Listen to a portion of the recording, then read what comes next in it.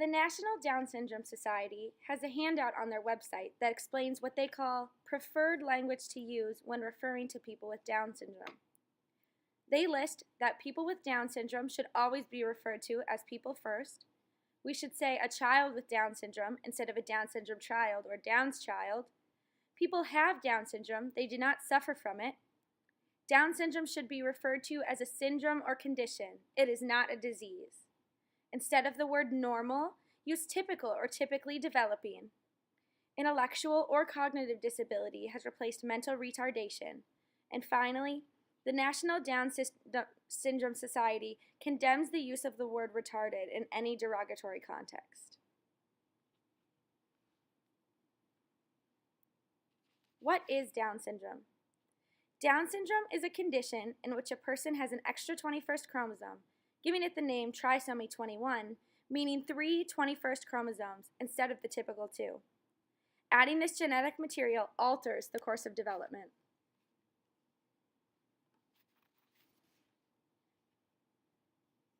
Common facial characteristics exhibited in people with Down syndrome include an upward slant to the eyes, epicanthal folds, a flat nasal bridge, an upturned nose, a smooth philtrum, and a thin upper lip.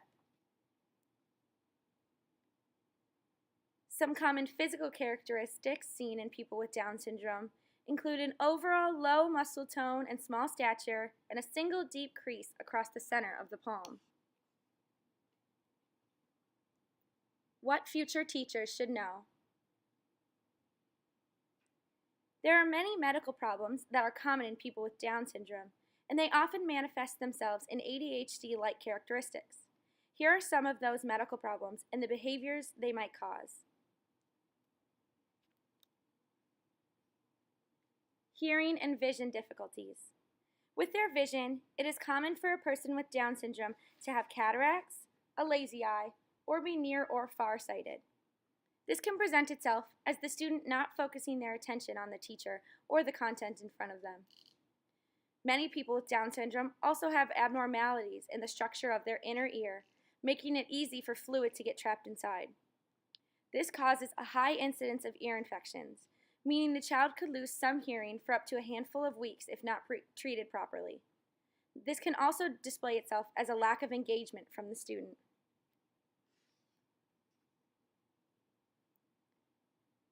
Other medical issues that people with Down syndrome face are gastrointestinal and thyroid abnormalities. In their gastrointestinal system, people with Down syndrome have an increased risk of both celiac disease and constipation.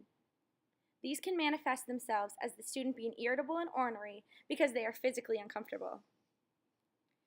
With regards to their thyroid, people with Down syndrome are at a high risk of both hypothyroidism, which is an underworking thyroid, or Graves' disease, which is an overworking thyroid. With an underworking thyroid, students would often present as disengaged and fatigued, and with an overactive thyroid, students will typically act irritable and restless. The last big medical problem that students with Down syndrome face are sleep issues. People with Down syndrome have a high incidence rate of many types of sleep disorders, including sleep apnea, in which the body never fully rests during the night due to periodic fits of breathing trouble. Any sort of sleep disorder will make it so the student is fatigued during school and possibly unable to focus on the tasks in front of them. Strategies for future teachers. Speech and language development.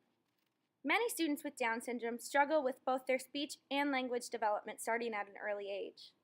Total communication is a strategy in which students can work on their language skills without having mastered their speech. Students are taught to use a mixture of sign language, gestures, and speech to practice their communication and language skills. By the time they get to elementary school, they will most likely need specialized speech support from the school's speech pathologist. As the teacher, it is important to work closely with the speech pathologist to maximize the environments in which the student is able to practice their speech strategies.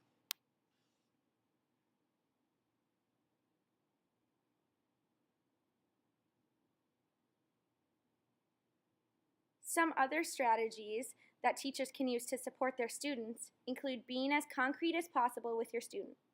This means that students should not only be given verbal directions, but they should be shown the expectations and coached through them until they are confident in knowing what is expected of them. Divide tasks into smaller steps. This makes new and complex tasks easier to grasp for students, ensuring that they are mastering the skill or content rather than rushing through it. And finally, give students immediate and concrete feedback so they can better understand expectations through experiences that they have already participated in. Learning from personal experience.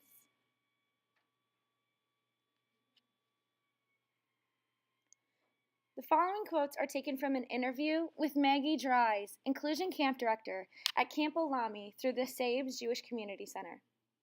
People with Down syndrome are very schedule-oriented. Having a daily routine is essential.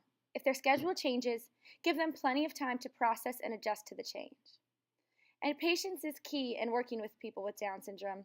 They are often characterized as stubborn, but simply need extra time to process, understand, and adjust.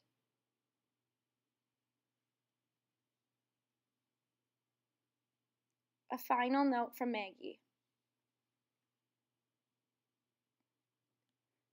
People with Down syndrome are happy and love socializing.